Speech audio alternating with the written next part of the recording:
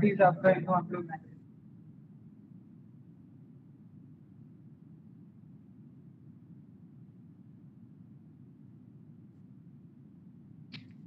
Hello everyone. Good afternoon.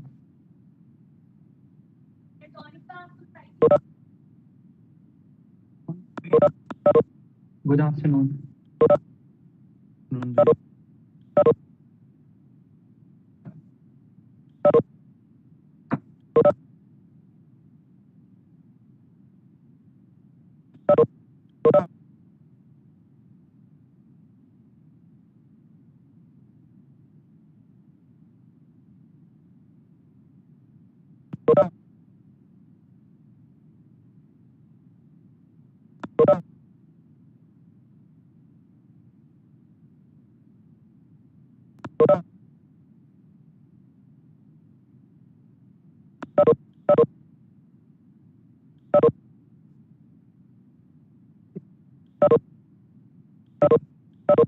Hello.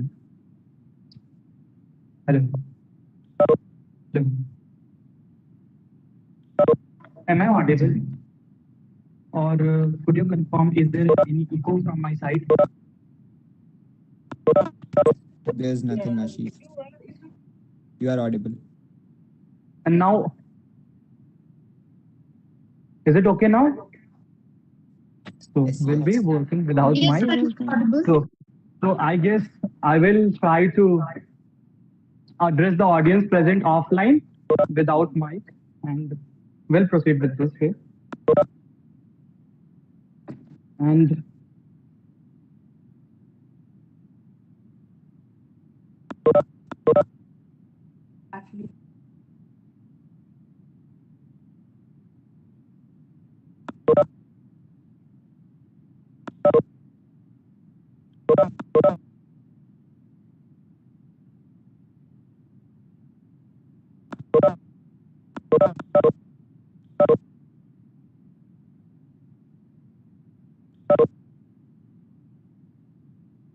Nene, Nene, Tania, hotspot दे तो तनिषा देना जल्दी से क्लास चले थे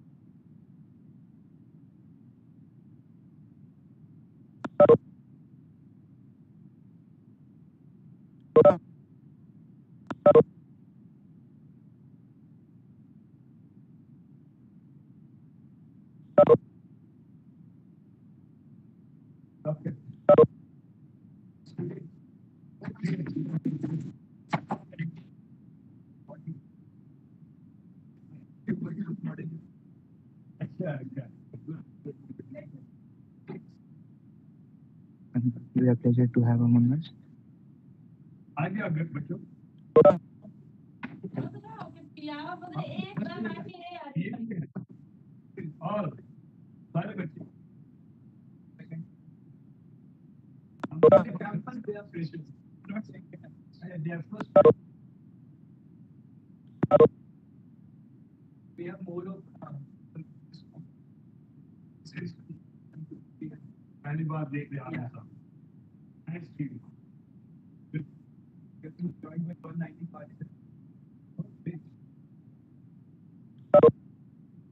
One, unmute.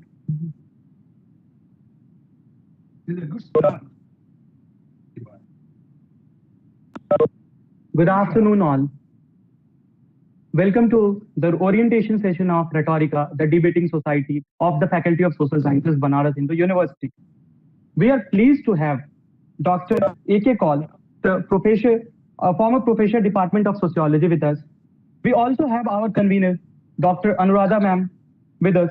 Also, we have one of our founding members of Rhetorica, Akash Bhaiya, who is pursuing his master's from Department of Sociology, Banaras Hindu University. Rhetorica has completed 4 years of its inception on 6th February this year. All these years, we have tried to provide a platform not only to the students of Faculty of Social Sciences, but also to the students across faculties of BHU to join and develop their debating skills. Debating is an art that needs practice, and here we believe that practice without being judged is the best way to develop your personality. With this, I welcome you all to this orientation session. We'll begin the session with playing our Kulgeet, the Kulgeet of BHU. So I request Kushum to please play the video.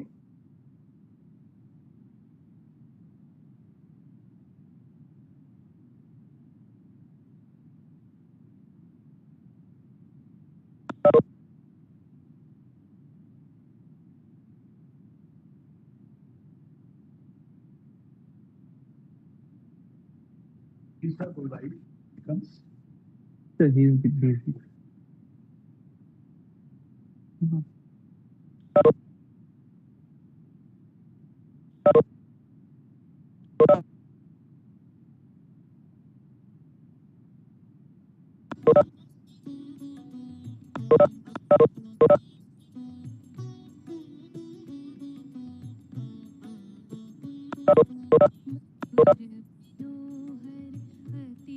Okay.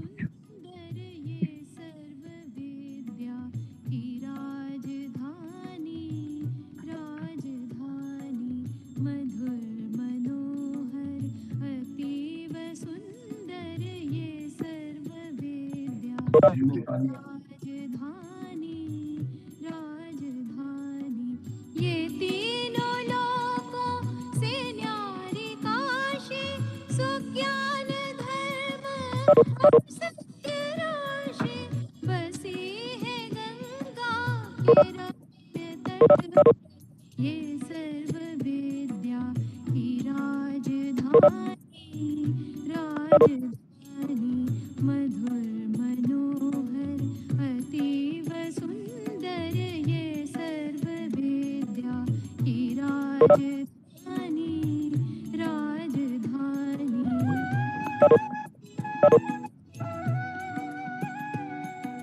नए नहीं है ये ईंट पत्थर, है विश्वकर्मा का कार्य सुंदर, रचे है विद्या के भव्य मंदिर, ये सर्व सृष्टि की राजधानी, राजधानी मनोहर अतीव सुंदर, ये सर्व विद्या की राजधानी, राजधानी अपरंपार है।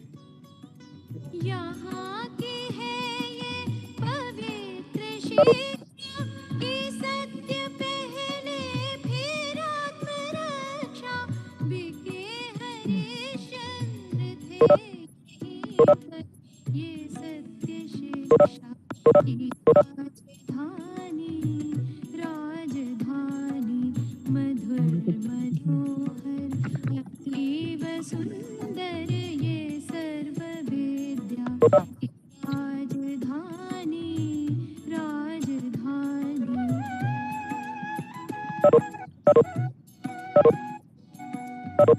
वेद ईश्वर की सत्यवाणी, बने जिन्हें पढ़ के ब्रह्म ज्ञानी, थे व्यास जी रचे यहीं पर, ये ब्रह्म विद्या की राजधानी, राजधानी मधुर मनोहर अतीव सुंदर, ये सर्व विद्या की राजधानी, राजधानी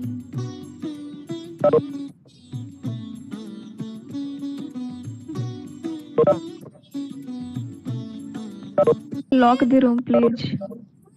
शंकर, ये राज ऋषियों की राजधानी, राजधानी मधुर मनोहर अतीव सुंदर, ये सर्व विद्या की राजधानी, राजधानी सुरम्य धाराएं वरुणासी, नहाए जिनमें कबीर तुलसी, भला हो कविता का क्यों न आकर, ये वाग विद्या की राजधानी, राजधानी मधुर मनोहर अतीव सुंदर, ये सर्व विद्या की राजधानी, राजधानी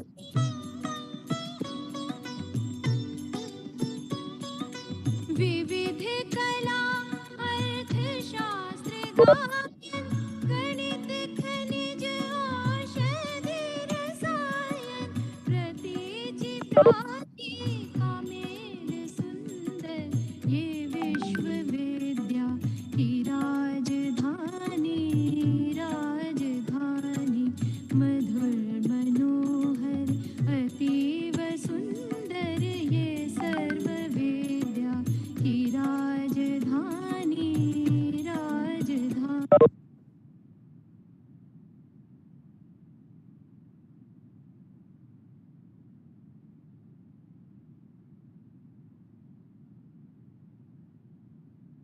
Thank you, Kushan. Now, moving ahead, we are very lucky to have sir with us. Now, I would like to welcome sir to address those who have connected online as well as those who are present with us here in offline mode. Sir.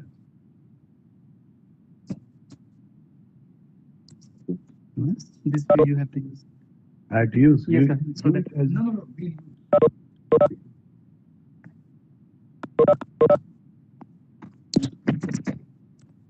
You would like me to speak in English? Whatever. Whatever is befitting. While okay. Okay. It is, dear students,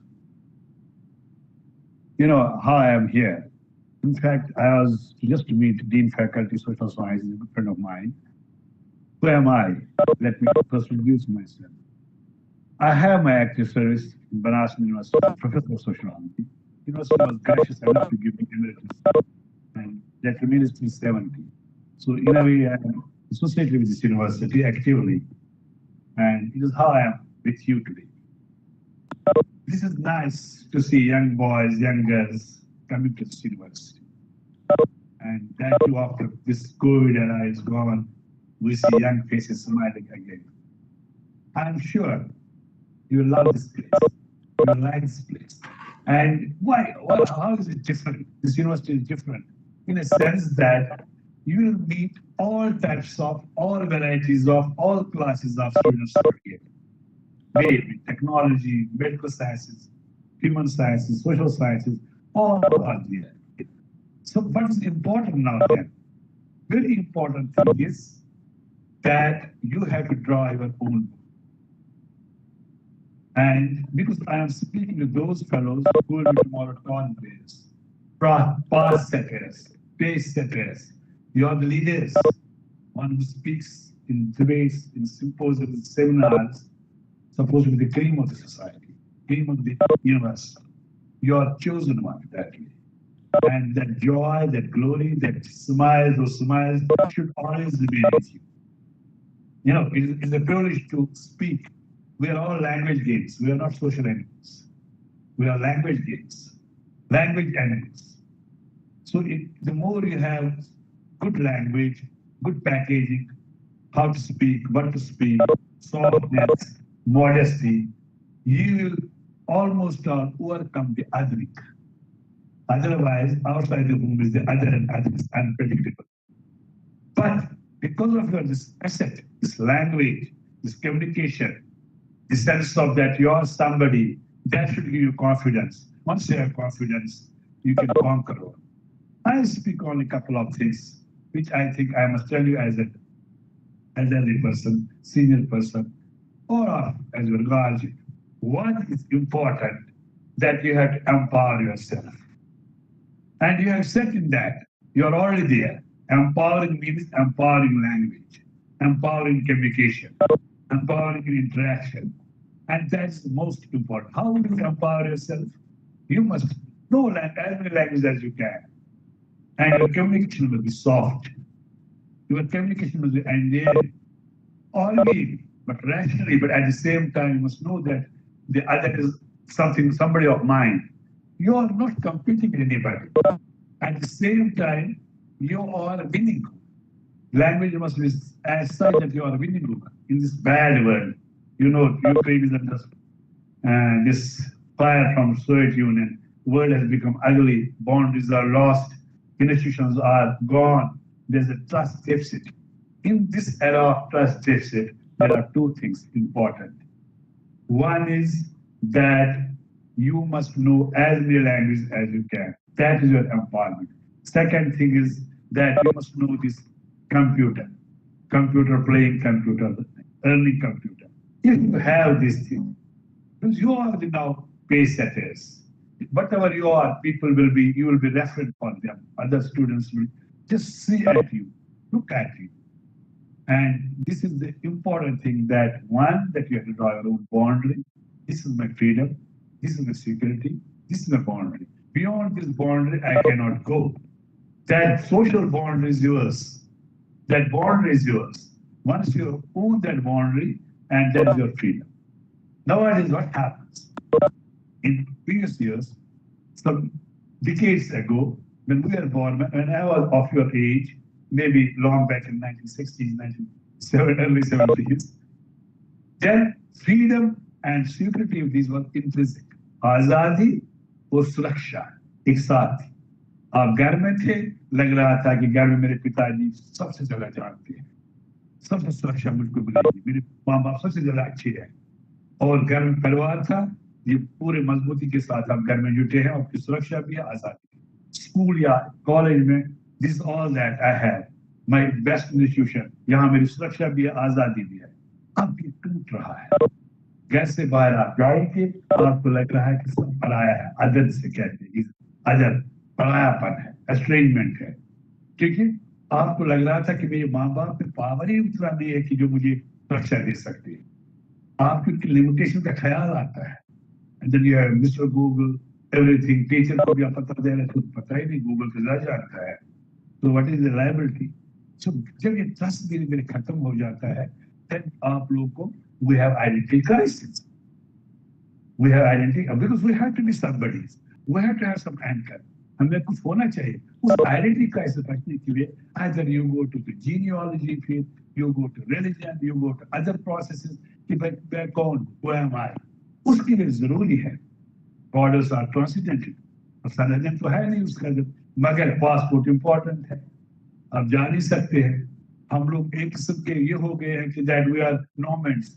नॉमेड्स हम लोग वो है ना, वो बंजारे, जिनके पास अच्छा visa है वो कहीं दुनिया में घूम सकते हैं, पैसा जिनके पास है। जिनके पास पैसा नहीं है वो कहीं कुछ कर ही नहीं सकता है। तो ऐसे माहौल में दो तीन चीजों का ख्याल आपको जरूर रखना। One, that you have to empower yourself. Number that, जो फ्रीडम और सिक्योरिटी जो स्पिरिट हो गया है उसको बचाने के लिए आपको पता चलना चाहिए आप अंडर सर्वेलेंस है, you are constantly being gazed, observe किया जा रहा है आपको। इसलिए आपको ख्याल होना चाहिए जो भी कुछ आप करोगे, यू आर बीइंग वॉच्ड।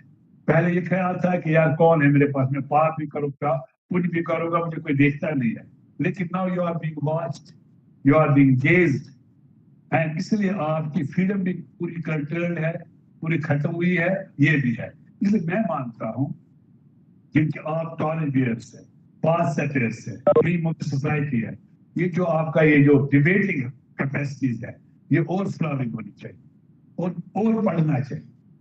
ये कैसे पढ़ जाते, सपोज आपको इकोनॉमिक्स का है, कोई हिस्ट्री का है, literature, literature, prose, poetry, literature और किताबें मिलना जुलना, ये कीजिएगा। और दूसरी बात ये और बता दूंगा, आप उदास मत रहिए।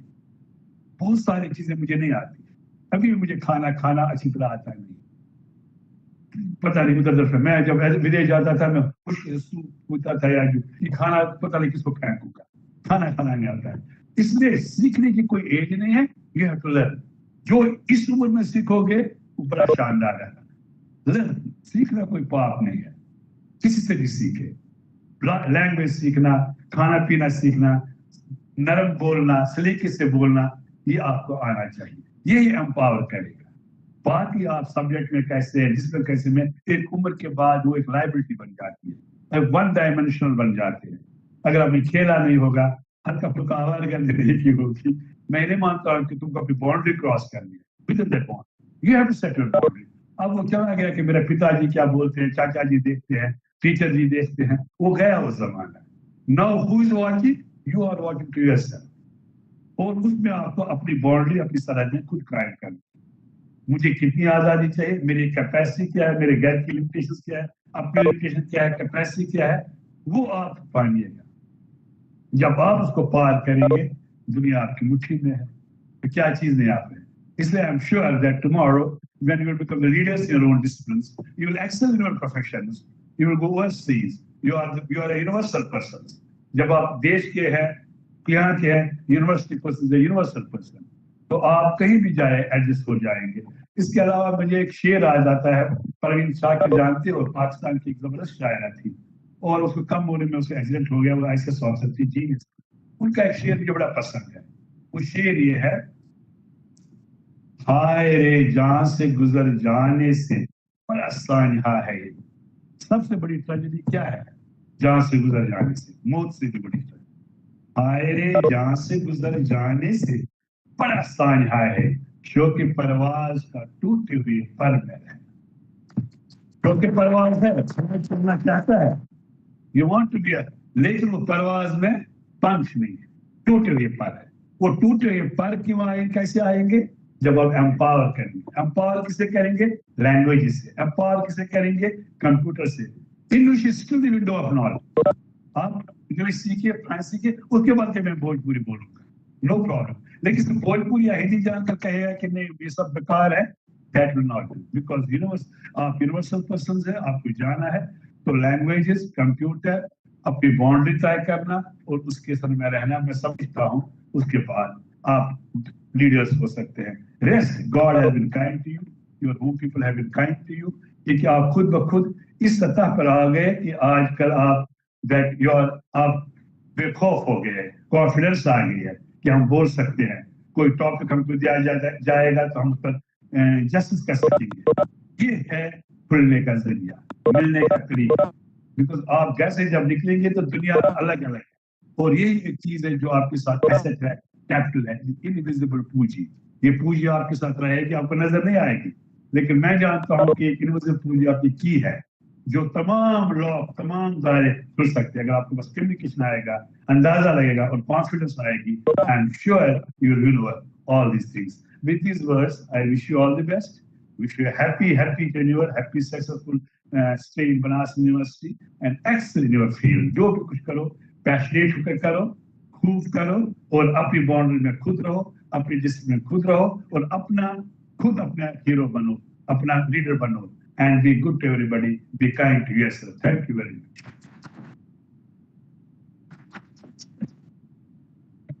Thank you, sir. Thank you so much, sir, for gracing our event and then addressing our freshers. Also, we had second year students joining us. So, thank you so much, sir, for your valuable address. Coming from you, it means a lot to those first year students who are still online, trying to struggle and trying to make their way to online teaching. Your words mean a lot to those students. Also,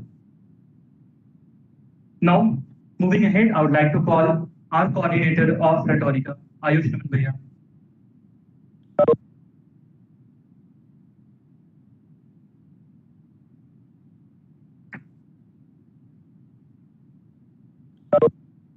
First of all, thanks sir for coming on such a short notice. Thank you so much. Our convener, Dr. Rana Singh, was supposed to be here, but due to some academic stuff, she can't be here. So I apologize on her behalf. And now we'll move ahead with the orientation part of the session. Would you give me permission? Yes, capable of handling. God bless. Thank you so much, sir.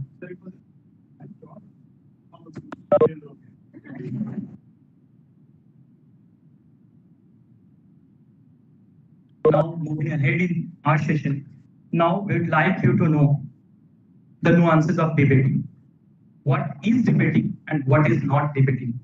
Why debating is considered an important aspect of one's personality and why it is more focused in academics. For all those things, we have prepared a PPT for you. Now, I would like to call upon Priyansh Srivastava to present that PPT, and through that PPT, we'll move around and we'll try to explore all the questions which I just mentioned. Priyansh, over to you.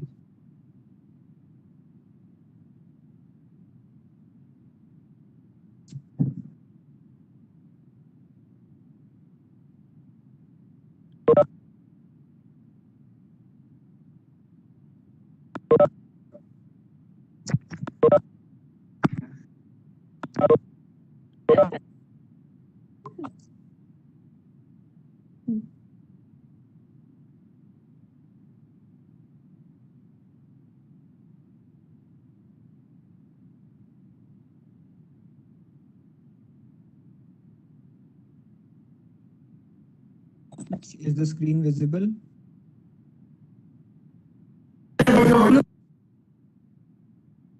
Yes.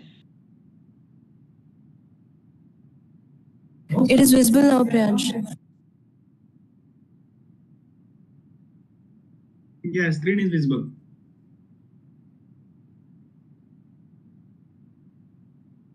But it is not audible. Priyansh, wait a minute, Priyansh.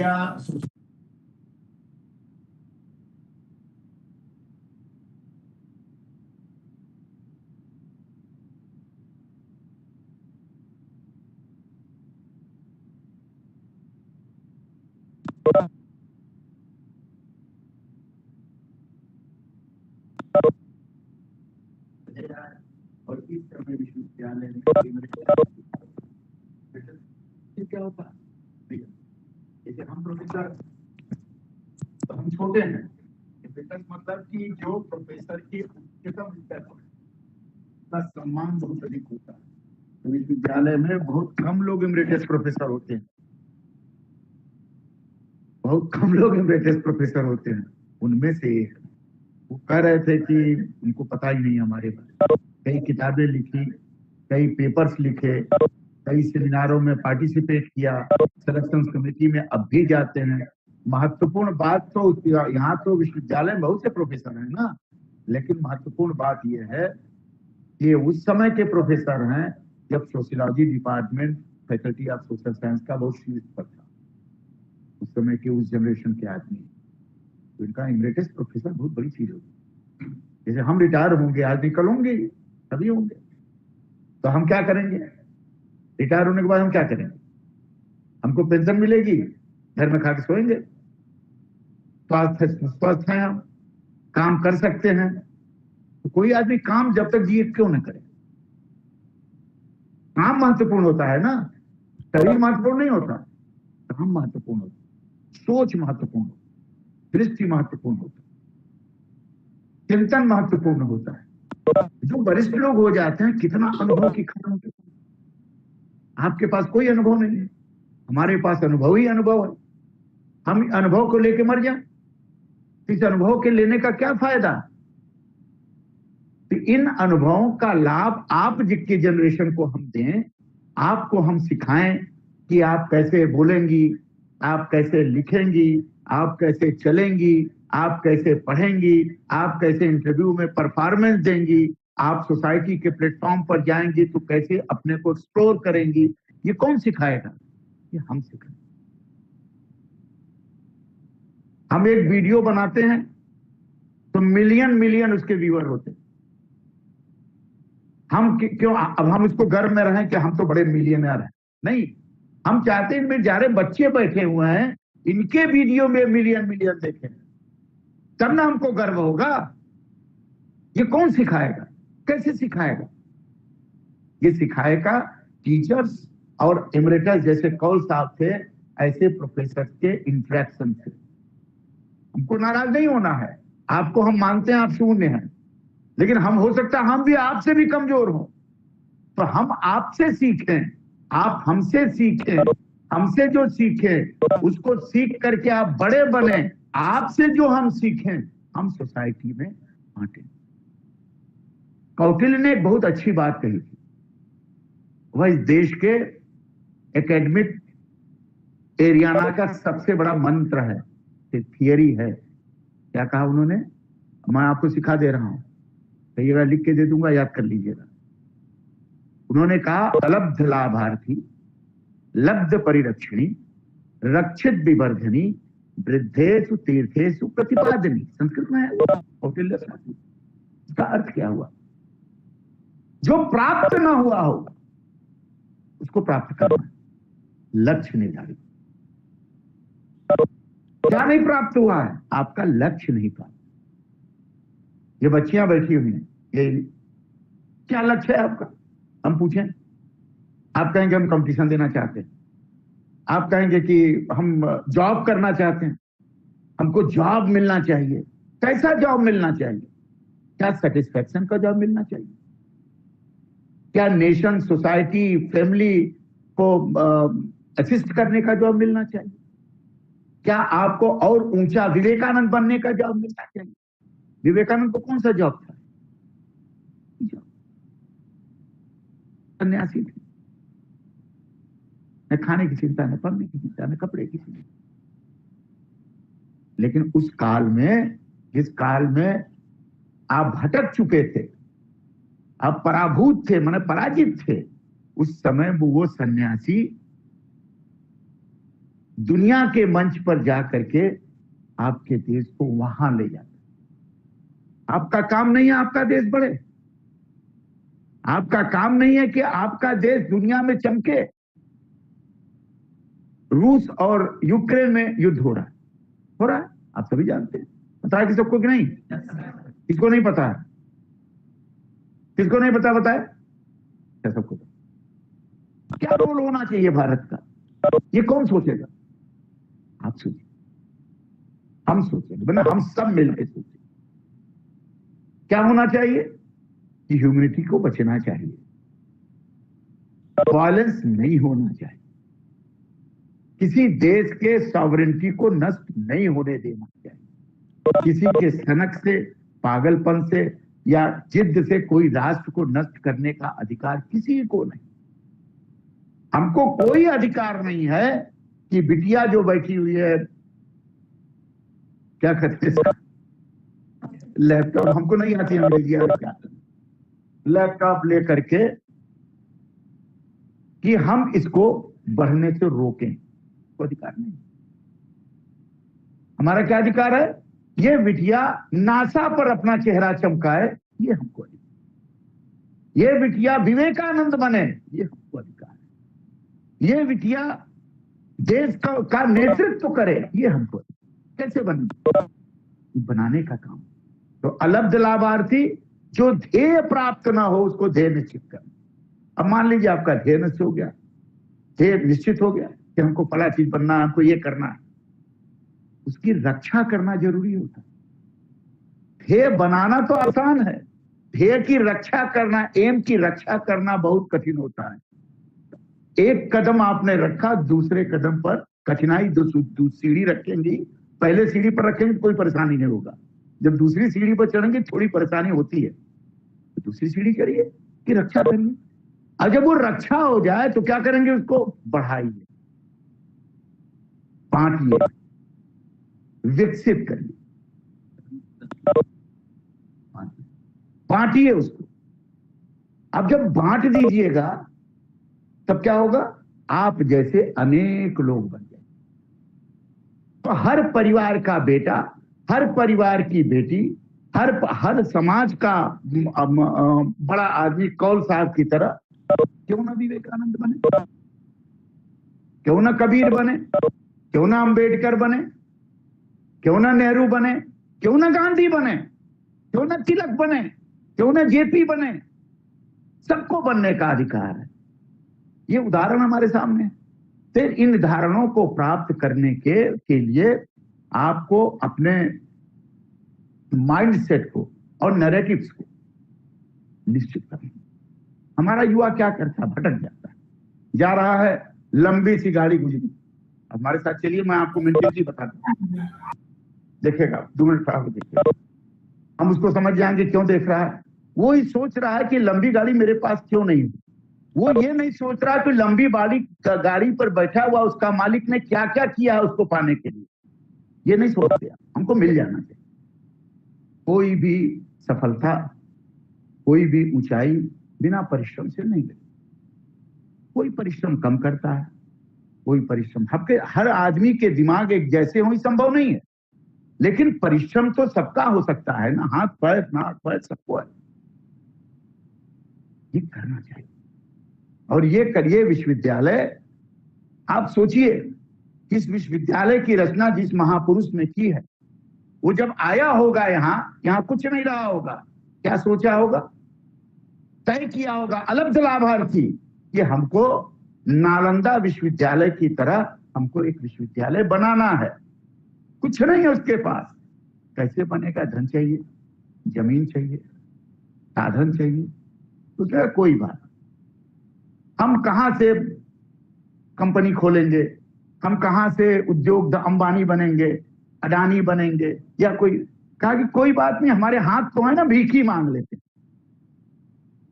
अपना भीख मांगना मजाक नहीं होता। आप नहीं भीख मांग सकती, हम नहीं मांग सकते, सारे बच्चे कोई नहीं मांग सकते, लेकिन वो बड़ा आदमी था, उसने कहा भीख ही मांग ले, चला गया समाज के पास, बताया उसने क्या करना चाहते, क्यों आपको भीख दें हम? कहा हमको पेट के लिए नहीं भीख देना है, हमको बच्चे के लिए नहीं भीख दे, हम ये करना चाहते हैं।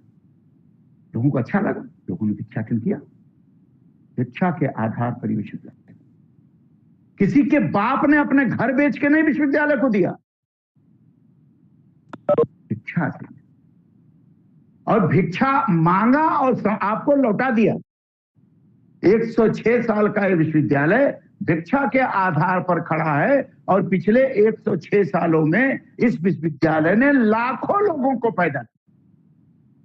कोई कहीं है, कोई कहीं है, कोई कुछ बना रहा है, कोई कुछ बना रहा है, कोई साइंटिस्ट है, कोई प्रोफेसर है, कोई राधा कृष्णन है, कोई कुछ भी है। सारे दरवाजे आपके खुले हुए, लेकिन ध्येय निश्चित, अपने लिए नहीं किया।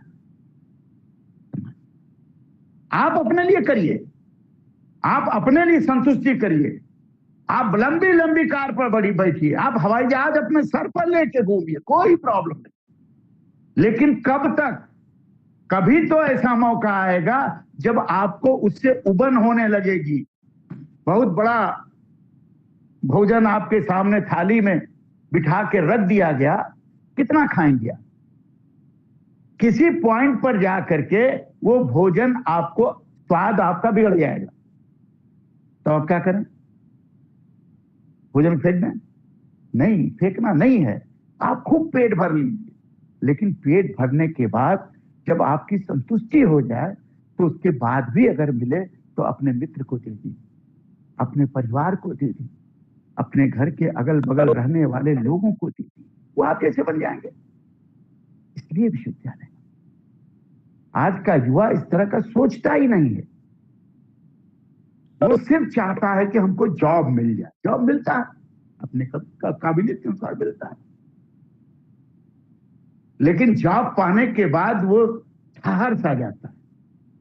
हमारी जो सोच है, हो सकता है मैं गलत हूं, हम पानी के ठहराव में विश्वास नहीं। हम जानते हैं कि पानी का ठहराव पानी को गंदा कर दो, पानी को सड़ा देता है। पानी का फ्लो बहते रहना, आपके विकास का फ्लो बहते रहना चाहिए, आपका फ्लो बहते रहना चाहिए। और आप अपना तो सोचे ही, दूसरों को भी सोचने का साहस आपने, ये हमारे देश ने किया है। आज यूक्रेन का राष्ट्रपति गिड़ा रहा है पूरे दुनिया के सामने, मेरे के साथ नहीं है, हमारा तो कोई साथ ही नहीं दे रहा, हम तो बर्बाद हो जाएंगे। हम तो, आपने जैसा किया वैसा भोगेंगे। आपके पास यूरेनियम है, अगर भारत से मांगे तो आपने कहा कि हम नहीं देंगे। आपके पास गैस है तो आपने, गैस क्या करेगा? लोगों के लिए है गैस, आपने नहीं दिया, तो आपका साथ क्यों कोई देगा? नहीं देगा। लेकिन इसके पीछे दूसरा पक्ष चुका है कि वहां मर कौन लोग रहे हैं? हमारे और आप जैसे ही लोग मर, जैसे हम हैं वैसे यूक्रेनियंस है, कोई अंतर नहीं। वो गोरे होंगे, लंबे होंगे, थोड़े नाटे हैं, थोड़े काले हैं, यही ना है, और क्या है? हाथ पांव नाक मां सांस फांस, तो इसी तरह उनको मरने नहीं देना चाहिए। तो ये जो समस्याएं हैं, पढ़ने से अच्छा, किताबी ज्ञान से अच्छा आपको प्रैक्टिकल ज्ञान होना बहुत जरूरी। आज का युग बिना प्रैक्टिकल ज्ञान के आपको ऊंचाई पर नहीं ले जाएगा, आप ठहर जाएंगे, ठहराव नहीं रहना। जब तक जिएंगे तब तक फ्लो में रहेंगे, बहते रहेंगे। मर जाएंगे तो ठहराव अपने, जब तक जिएंगे तब तक फ्लो बनता रहे। हम आपको अपना उदाहरण देते हैं। आप बहुत बड़े विद्वान हैं, अच्छे पढ़ के आए हैं, अंग्रेजी स्कूल, अच्छे स्कूल से पढ़ के आए हैं। हम तो गदैया गुल के पढ़ने वाले लोग। हमारी माता जी हमारा नाम लिखवाई तो टूटे फूटे स्कूल में, पैसा नहीं था, तो नाम लिखा दिया, बच्चा हमारा पढ़ेगा। समय हमने नहीं सोचा था कि हम हिंदू विश्वविद्यालय के प्रोफेसर हो जाएंगे, डीन हो जाएंगे, हेड हो जाएंगे, नहीं। लेकिन वही स्कूल हमारी मां बन गई। जब विश्वविद्यालय में मैं लेक्चरर हुआ तो मैं स्कूल में गया, वहां के प्रधानाचार्य बुजुर्ग हो गए थे, उन्होंने कहा इसी क्लास में आप पढ़ते थे। हमारे आंखें आंसू था।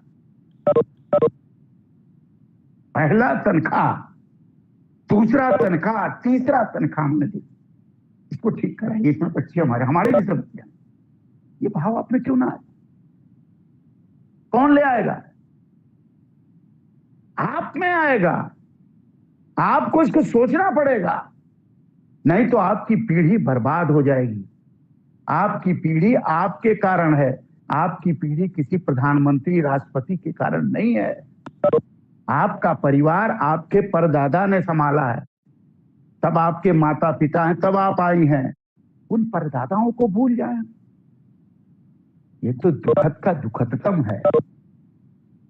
आधार नहीं भूलना, अपनी जमीन नहीं भूलनी, अपने संस्कार नहीं भूलना है, अपने माँ बाप के उस तपस्या को नहीं भूलना है जिसने आपको इस लायक बनाया कि आप सोफा पर बैठ करके कैमरा के सामने पढ़ रहे। मैं आपको एक कहानी भी बता देता हूं। हम जब पढ़ते थे यहाँ केमिस्ट्री में प्रोफेसर बनर्जी थे। हम अध्यापक संघ का चुनाव भी लड़ते थे, राजनीतिक आदमी है, हमारी बड़ी मदद करते थे, बड़ा प्रेम से बोलते थे। रिटायर हो गए। उनका एक लड़का था, वो लड़का मेरा दोस्त था। पिता ने, दोनों माँ बाप दोनों प्रोफेसर थे। ऊंची पढ़ाई, बड़ा अमेरिका भेजा, नासा में वैज्ञानिक हो गया, बड़े पोस्ट पर। यूनिवर्सिटी को गर्व हुआ कि हमारा विद्यार्थी रिटायर हो गए। कहाँ रहे, कोई घर नहीं। तो ये लंका पर थाना के ठीक सामने ऊपर उनको फ्लैट उसमें नया बना था, उन्होंने लिया। बुजुर्ग थे, अशक्त थे, हम भी अशक्त होंगे, आप भी कल अशक्त होंगे, चलने लायक नहीं होंगी, तमाम तरह की बीमारियां होंगी, शरीर का भाग। मैं अपने घर से निकलता था तो उनके पास जरूर जाता। कहते कौशल आज ये सब्जी खाने की इच्छा है। कहीं सर बैठिए, मैं ले आता हूँ। नीचे से बुला के सब्जी खुश। मछली खाते थे, मछली नहीं खाया है मछली को, जबकि मैं मांसाहारी नहीं, हमको खुद ही कष्ट होता है, लेकिन ले दिया। एक दिन हुआ क्या कि सुबह मेरे घर में पुलिस, हमारे बाबूजी उठाए, कहा कि का कर देला कि पुलिस आ गई। बोलते हमने कहा हम तो कुछ नहीं किया। जाके देखा बाहर एसएसपी, पूरा थाना। मैं बाहर निकला, उन्होंने कहा कि आप हमारा नाम लिया। उन्होंने कहा हाँ मैं हूँ, आप मेरे साथ चलिए। मैं मजबूरी घबराहट हुई, मैं सोचने लगा कि क्या झगड़ा तो नहीं किया, किसी गाली तो दी नहीं, सोचते थाना गया। उनका चाबी लीजिए, ऊपर चलिए। आज भी वो दृश्य मुझे कंपा देता है। चाबी लेके मैं ऊपर गया, तो पिछले 4 दिन से दोनों दंपति मर के सड़ गए, बदबू आ रही थी। और हमने कहा हमको क्यों बुलाया? कहा कि लोगों ने ये बताया कि आप उनकी सेवा करते थे। मैं कहाँ सेवा करता? उनके बेटे का नंबर था, वहां के डीएम, उनका नाम भी आता है, डीएम को मैंने नंबर है, मुझे बात करिए। डीएम का जानते हैं कि वो इंटरनेशनली बात कर सकते हैं। लड़के का जवाब जानते हैं क्या था? I am sending you some money sir, please cremate him. ये जीना चाहते हैं आप? जिस बाप और मां ने अपने जिंदगी को दांव पर लगा करके उसको उतना बड़ा बनाया, वो मर गया, उसके क्रिमेशन के लिए उसके पास आने का समय नहीं है। वो अपने बाप और मां की मौत को पैसे से खरीदना चाहता है। क्या जिंदगी जीना चाहती है? कैसे सीखेंगे? व्यवहार में, प्रैक्टिकल। किताबें आप पढ़िए, खूब पढ़िए, क्लास लीजिए, टीचर क्लास में पढ़ा के चला जाता, भूल जाता, लेकिन प्रैक्टिकल ज्ञान किसी कौल साहब के तरह यूनिटस प्रोफेसर वही सिखाते हैं, क्योंकि वो तपे तपाए लोग। ये थोड़ी सी बात आपसे कर ली मैंने, बोलने का मन बहुत था, लेकिन दिमाग में चुनाव उत्तर प्रदेश का चल रहा है। ये कभी फिर बुलाइएगा तो हम कायदे से बात आपसे करेंगे, लेकिन मेरी बात याद रखना बेटा, गांठ बांध लो, क्योंकि मैं किताब से अलग भी दुनिया में जीता हूं। हम सड़क पर ज्यादा रहते हैं, किताब में कम रहते हैं। हम सड़क की बात को किताब में ढाल देने का प्रयास करते हैं। जिस दिन प्रैक्टिकल जीवन को आप किताबों में ढालने के प्रयास से सक्षम हो जाएंगी बेटा, उस दिन आपसे कुछ चुनौती देने वाला दुनिया में कोई नहीं होगा। बहुत बहुत धन्यवाद। जय Hind.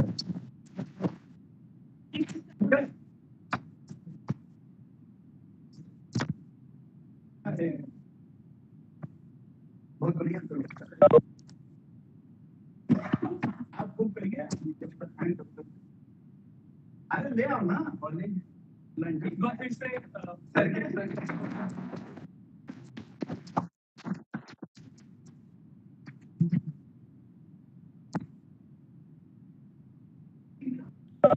Guys,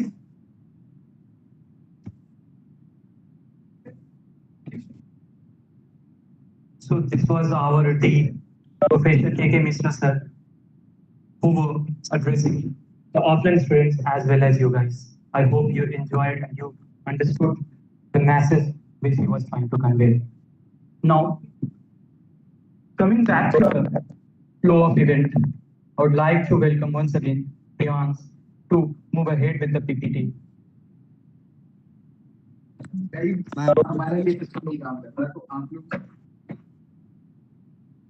Ashish, am I audible? Yes, you are audible.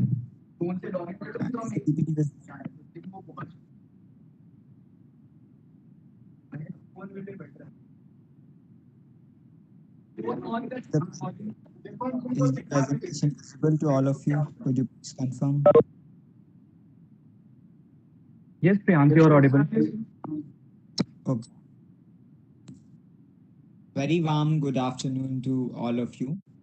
As today is our orientation, I'll quickly move on to the main purpose of today's orientation.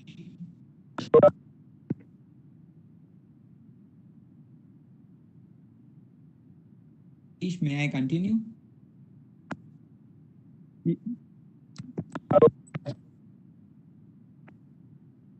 Yes, Priyansh, go ahead.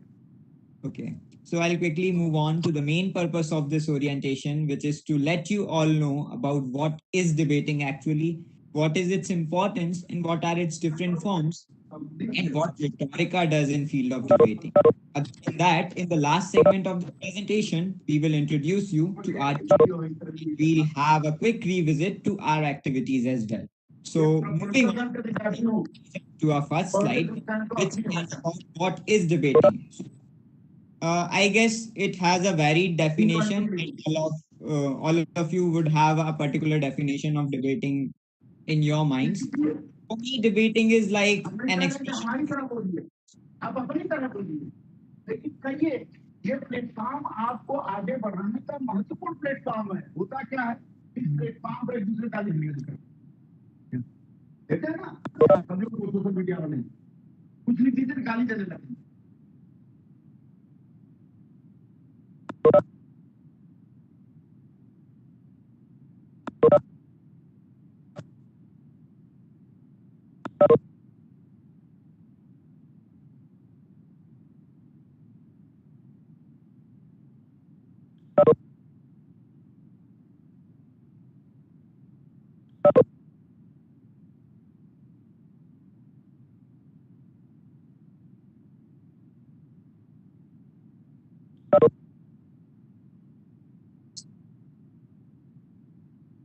With the PPT.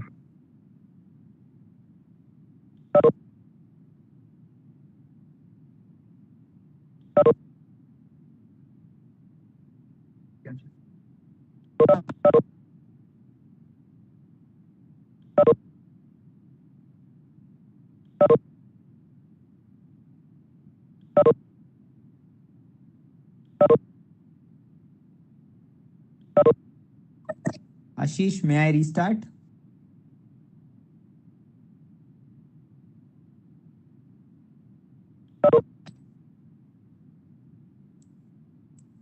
Restart, please. Priyansh, go ahead. Yeah, Priyansh, go ahead with the PPT. Okay, so as we all were talking about what is debating actually, and like everyone, I told that everyone has a particular definition of debating in their minds. So I guess debating is just expression of your thoughts over a particular topic or a particular motion, and that is something like have to just stick to a stance. Either you are speaking in favor or speaking in oppose for the motion. You just have to stick to a stance, and you just have to speak what you think about that topic, and that like is your self expression. So lot of people do like they do a lot of research and they copy paste a lot of stuff and bring it that and present it in a debate, but that is how it works. Debating is just what you think, And I believe that what you think, you can mold that into any form and present that in the best way you can. While for the like copy stuff, you can't do that. So debating is just like you just have to do it with logics, reasoning, examples. You have to form conjunctives. You have to make an argument which no one can oppose. And this is debating in particular. So debating is just a kind of a public speaking and is a type of a public speaking where you have to like argue with someone who is opposing you constantly, and you have to like present your thoughts in a manner that no one can oppose you. And it has a lot of benefits. It gives you understanding about various motions, various topics, various issues of importance related to varied fields. When I did debating, I like hardly had any knowledge of economy, and I kind of didn't like it. And there are many subjects which you would be unable to understand. So when you start, it You're happens not like audible. you get to various It's things not about. audible. Am I audible? Yeah, now you're audible. No, Yes. you're not audible. So sometimes that beeping Cracking. disturbs. Okay, I'll try to like.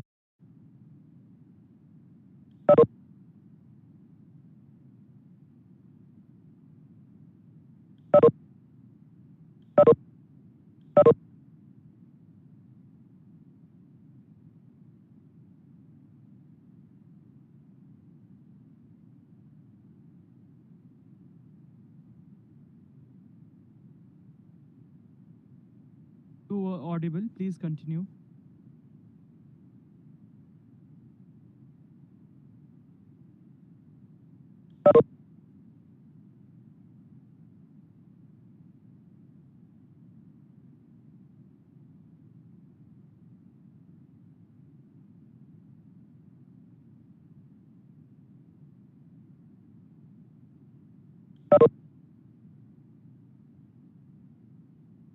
Hello. Mic is not on.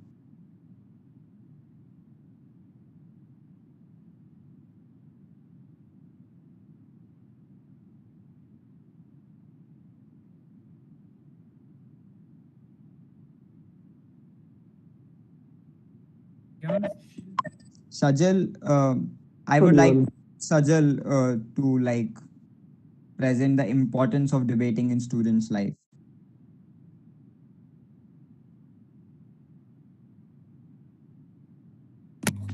नमस्कार आप सभी को। एक बार ये clear कर दीजिए कि मेरी आवाज आ रही है आप तक कि नहीं आ रही है? Yes, Sajal, you are audible. सर्वप्रथम आप सभी को नमस्कार।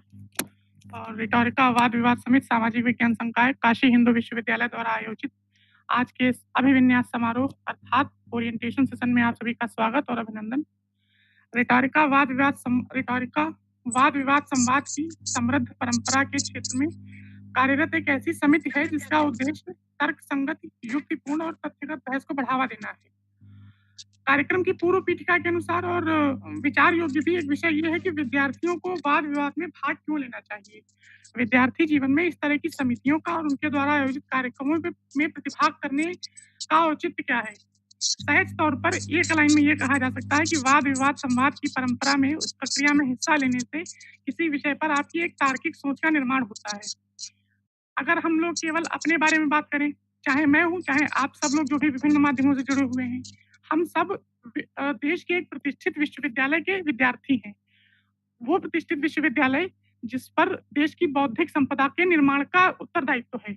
एक ऐसा विश्वविद्यालय जो देश को विभिन्न तरीके के विभिन्न विषयों के जानकार और देश को प्रबुद्ध नागरिक देने का उत्तरदायित्व जिसने अपने ऊपर ले रखा है, जो एक रिस्पॉन्सिबल सिटीजन देश को देने की जिम्मेदारी है, वो हमारे जैसे काशी हिंदू विश्वविद्यालय जैसे विश्वविद्यालयों पर है और हम सब उसके विद्यार्थी हैं। तो किसी विषय पर मेरी या आपके किसी विषय पर मेरे या आपके विचार और एक सामान्य नागरिक के विचार जो इस तरीके के परिवेश में अध्यापन का कार्य नहीं कर रहा है, इन दोनों में बहुत अंतर होना चाहिए। हम सब खास करके हम लोग एक सूचनाओं के युग में रह रहे हैं, जहाँ पर सोशल मीडिया के माध्यम से विभिन्न सूचनाएं हाथ में आती रहती हैं। अगर मैं आप सबसे पूछूं कि इस समय सबसे बड़ी यूनिवर्सिटी कौन सी है, तो कोई कहेगा कि हार्वर्ड है, कोई कहेगा स्टैनफोर्ड है, कोई कहेगा कुछ है। मेरा मानना यह है कि आजकल सबसे बड़ी यूनिवर्सिटी है व्हाट्सएप यूनिवर्सिटी। आपके पास कोई सूचना ना हो, आपके पास 4 लाइनें आ जाएंगी और आप अपने आप को सूचना संपन्न मान लेंगे। और वो सूचना कितनी सुसंगत है, कितनी युक्त संगत है, कितने अपने व्यस्ततम जीवन में से ऐसा समय निकाल कर उनकी पुष्टि करना, ये तो संभव नहीं है। ऐसे सूचनाओं के ऐसे कठिन दौर में जब हमारे पास विभिन्न तरीके की गैर जरूरी सूचनाएं और अप्रमाणित सूचनाएं पहुंचती रहती हैं, वाद विवाद और संवाद की परंपरा का चलते रहना बहुत जरूरी होता है। अगर मैं केवल रिटोरिका के बारे में बात करूं, तो रिटोरिका का जो मोटो है, रिसर्च, रैशनलाइज और रिप्रेजेंट। जब आप अपनी बात को रिप्रेजेंट करने से पहले रिसर्च और रैशनलाइज करने का काम करते हैं, तो रिसर्च करने की प्रक्रिया में आप अपने आप को बार-बार चुनौती देते हैं, अपने आप को बार-बार चैलेंज करते हैं, आपकी क्रिटिकल थिंकिंग बढ़ती है। कई बार ऐसा आप सबसे उम्मीद की जाती है, आप सब भविष्य में विभिन्न तरीके की वाद विवाद में भाग लेंगे, तब आप रिसर्च करेंगे, तब आपको पता चलेगा कि हम जिस उद्देश्य को लेके चल रहे थे, हम अपने दिमाग में जो धारणा बनाकर चल रहे थे, बीच-बीच में आपकी वो धारणाएँ खंडित होंगी और आप अपने आप को खुद को चुनौती देते हुए देखेंगे। वास्तव में आपका सबसे बड़ा कॉम्पिटिशन आप खुद हैं, और जब आप अपने आप को चुनौती देना सीख जाते हैं, तो निश्चित तौर पर आपकी प्रगति में बाधक बनने वाले किसी भी तत्व को आपके जीवन में आने नहीं देता है। तो इसलिए वाद विवाद समिति में, बहसों में आप जब प्रतिभाग करते हैं, तो आपकी क्रिटिकल थिंकिंग की जो कैपेबिलिटी है वो बढ़ती है। फिर आप अपने आप को अच्छे से प्रस्तुत कर सकते हैं। डॉक्टर नवाज़ देवबंदी का शेर है कि कब ऐसी-वैसी बातों से तो बेहतर है खामोश रहो, या कुछ ऐसी बात हो जो खामोशी से बेहतर हो। तो जब आप इस तरीके की बहसों में प्रतिभाग करते हैं, तो आपके पास अपनी खामोशी को तोड़ने के लिए कुछ ऐसा तथ्य संगत, कुछ ऐसा युक्ति संगत होता है जो आप बोल सकें और लोग उसको सुन सकें। तो और फिर ये भी कहा जाता है कि कब कौन-सी बात कैसे कही जाती है, ऐसे लिखा हो तो हर बात सुनी जाती है। तो जब रिसर्च करने के बाद आप रैशनलाइज़ पे आएँगे, तो जब चीज़ों को आप एक सलीके से सजा रहे होंगे कि मुझे ये बात कैसे कहनी है, तब आपको अपनी बात कहने का सलीका मिलेगा, जिससे आप अपनी बात को प्रभावी तरीके से कह सकते हैं। ऐसे अगर बात करने पे आया जाए, तो इस तरीके के वाद-विवाद संवाद की परंपरा में भाग लेने से, प्रक्रिया में भाग लेने से और इस तरीके की समितियों में प्रतिभाग करने से आपके अंदर बहुमुखी विकास होता है। एक बहुत आप प्रबुद्ध नागरिक के तौर पर उभर कर सामने आते हैं। अपनी बात को ज़्यादा ना बढ़ाते हुए मैं अपनी बात को यहीं पर विराम देना चाहूँगा। धन्यवाद।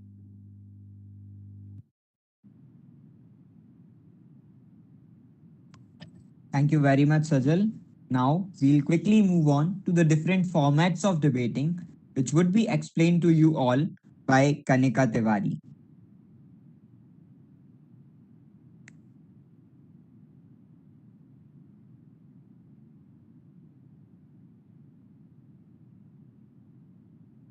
Am I audible?